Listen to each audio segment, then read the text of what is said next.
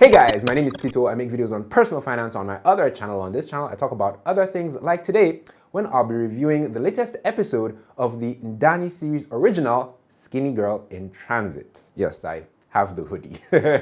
So on this channel, for those of you who are familiar with me, I typically review Nollywood movies, but I want to try something different in 2024. So I'm going to start reviewing series, fingers crossed. And what better series to start with than the hottest web series in Nigeria, Skinny Girl in Transit, which came back last week for season 7 after a long wait.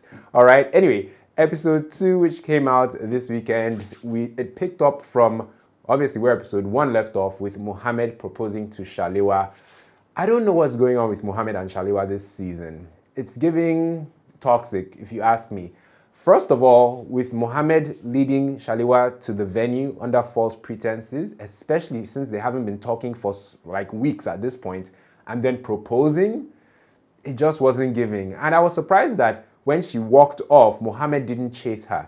And I was even more surprised that she actually came back. And the conversation they had when she came back was so off.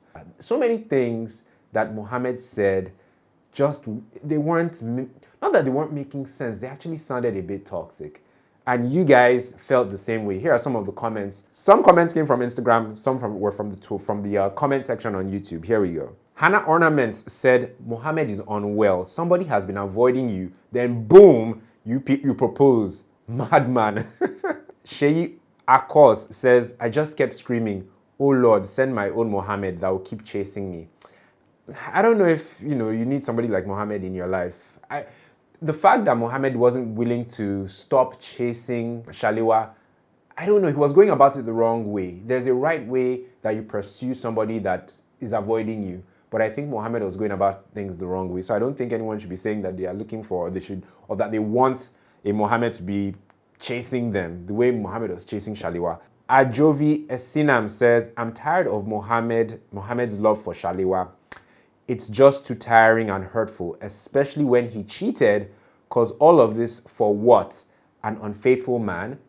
Shalewa I don't think she makes the best decisions when it comes to men, because was it season 2 or 3, she was dating the married man, then, she starts seeing Mohammed, they have a good run, but then they break up and then she starts dating Kwame, who hits her, and he's an abusive guy, and now she's back to Mohammed, who seems to have his own set of red flags. So I'm not sure if Shalewa makes the best choices where men are concerned. And can we talk about Shalewa? Shalewa has been flawed all these seasons, right? She's just impulsive and stuff like that. But I mean, ever since the issue or the incident with Kwame, I don't know, she seems like a shadow of her former self, right? And I don't know what's really going on. I'm sure at the end of the season, probably at the end of the season, she'll be more empowered and she'll go back to the Shalewa we know and love. But right now, I don't know if the way she's reacting to recent events in her life warrants the way she has shrunk into herself. It's quite worrisome. Anyway, moving on from Mohammed and Shalewa, let's talk about Wosilat and Mommy Tiwa. Their chemistry has developed a bit, and I like how on this episode and probably going forward this season, Wosilat is more and I think with every season, it feels like Wosilat is more like a member of the family. As I was watching this episode 2, I was like, Wosilat is really the last born in this family. And I love that scene where Wosilat and Shalewa were bonding, and Shalewa was doing a makeover for Wosi. I think that was my favorite scene. No, I don't think. That was my favorite scene of episode 2. And shout out to Chioma Okoli, who plays Wosilat. And, she's been playing Wosilat really well these years. Moving on to the star couple of Skinny Girl in Transit, Midi and Tiwa. I won't dwell on them too long. What bothered me a bit on this episode concerning Midi in particular was that lady that comes to the office, that Derry brings to the office. And it seems like she makes a pass at Midi. Especially when she says that line, I can't wait for us to get in bed together. I don't think Midi handled that situation well. Do you remember that episode where Midi changed it for Derry, a couple of seasons ago? He should have changed it for this babe to something Anini, I can't remember her name. Attractive lady, I don't know the name of the actress rather, but Midi could have handled that better. He could have handled it one of two ways. He could have said, oh, do you mean when we get in bed together, as our business is when we start doing business together, right? I think that's the professional term that you were trying to go for, right? Or he could have simply changed it for the babe and said, what do you mean, Dabi? I'm a married man. What kind of talk is that? Saying us getting in bed together. Please, watch your language. Watch the way you talk to me and raised an alarm. He should have raised an alarm there and then. But I think maybe he was shocked, so he didn't know how to react. But clearly, this woman is going to be a thorn in our flesh this season. And I don't know if I want another season where there is a woman in the picture that's tempting Midi. I think we've done that before. I don't know if we need it again. It feels a bit recycled at this point. Mr. Midi Macaulay. The person's name is Lasgidi Babe 78. Awesome name, by the way. She says, Mr. Midi Macaulay, you better tell your sister to get rid of that madam. The Bible said, flee you. We don't prayed too long for the peace that we have now. T for thanks. The final thing I want to talk about on this episode was Shalewa going to meet Mohammed's family. It was interesting. I didn't know Diane Rossett was on this season of Skinny Girl in Transit. It was nice to see her. I mean, that scene, and that was the last scene of the episode. First of all, what do you guys think about Shalewa like dressing like a northern babe to meet Mohammed's family? Shalewa has her own style, and she's a very stylish woman. I don't think she needed to change herself that much just to appeal to, or to try to appeal to Mohammed's family. I don't know, what would you guys have done? You ladies watching, do you think it was right? Would you have done that if you were in Shalewa's shoes? Would you have stuck to your own style, or would you have tried to dress according to, you know, Mohammed's tradition and whatnot in order to appease them or to appeal to them? Anyway, as you'd imagine, his family was a bit cold and she was a bit confused, and, you know, to add insult to injury, Mohammed, I think they're trying to write Mohammed off this series because they're really making the guy look bad.